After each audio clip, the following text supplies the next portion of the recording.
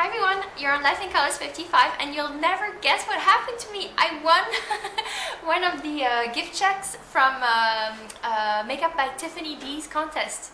And so I got $100 worth of Sigma brushes. I'm so happy. And so first off, I want to thank Makeup by Tiffany D. Because Tiffany is really the person who made me learn about makeup when I first got interested. So I got on YouTube and I was like taking notes of every video she ever made. I was like writing down all the products that I had to get, and she was the one also who first got me interested in Sigma, and I got the kit because of the reviews she had made about it, and so I'm so excited. The way it works is basically I got contacted by Tiffany, and she said that I had one and that I should go that I should give her my email address, and then Sigma wrote to me, and in the mail there was a link to their website, and so I had to go and select you know, like $100 worth of products. And one thing that I found really interesting and a really good idea is that I didn't have to spend it right away. It was sort of like a credit that was added to my customer account, and I could spend it any time I wanted, maybe in several times also, and it didn't matter how I spent it, in one go or in like 3, it didn't matter. And I think I had a year to spend it. But as I'm, you know, a brush fanatic, I was so excited that I actually spent the whole thing in one go. And I have been hearing excellent things about this kit. And I think it's called the Synthetic Brush Kit. And it's something that is made for applying foundation. It's for the face. It's a face kit. And so it comes with a little thing like this that explains everything about the brushes, and so it's called the Synthetic Brush Kit, and it contains the F82. Let me see. I'm discovering them as at the same time as you. So basically, first off, the brushes are about big as my hand, and they're super soft. They're even softer than the EcoTools bronzer brush that I have been raving about. They're really the softest things I've ever touched, I think. And they're extremely dense. If I compare them to, for example, a MAC Kabuki that I have, or the EcoTools bronzer brush also, these are like, I think, twice as densely packed. Something else about them is that they're not, the bristles are not all the same height. And so it looks a little bit like a stippling brush, but it's the white ones are much less long, and so it doesn't have the same effect. It has the effect of like a regular brush, but there is two heights of hair anyway. So this one is the round top kabuki. There's also the F80. It's the flat top kabuki. This one is the one I've been hearing raves about. And for those of you who have seen my foundation routine, you know that I use a flat top kabuki to apply my foundation. And so as everybody has been saying that it's a really good brush, and Makeup Ali gives it, I think, a 4.9 out of 5, I was curious to try it anyway. And so when I got the gift card, I was like, oh yeah, I just have to have this. So if you're interested, maybe I'll do a compared review between the e.l.f. Flat Top Kabuki and this one, and let you know how they behave with my liquid foundations.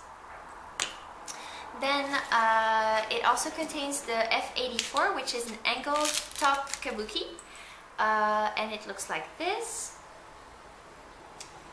So this one is a bit smashed, if I say it like this. The ferrula is pressed, and so on one side it's much thinner than on the other. And basically also same concept, 2 length of bristles and super soft, and I can't wait to try all 3 of those. So this was the thing that I was most interested to try because of the rave reviews and the fact that it's a new line that Sigma is launching. And the other thing that I also ordered were eye brushes, because I really like the Sigma eye brushes. I think they're excellent, and I was curious to try a few more that I don't have, and one that I already had and that I really liked. So the one that I already had and really liked was the dupe for the MAC 224, and at Sigma it's now called the E40. So I got it from Sigma, I think 2 or 3 years ago, and the previous one that I had was completely toast. And so basically I decided to order it again because I really liked the way it blended. I tried others from Zoeva and Eco Tools, but they're floppy, whereas this one, when you blend, doesn't go all floppy. You maintain control and you can actually blend with some sort of efficiency. The other thing that I got is I had swapped on Makeup Alley for a MAC 217, and I really like it. And sometimes I'm a bit frustrated when you know, I've used a dark color on the 217 and then I want to use a lighter color and the brush isn't clean.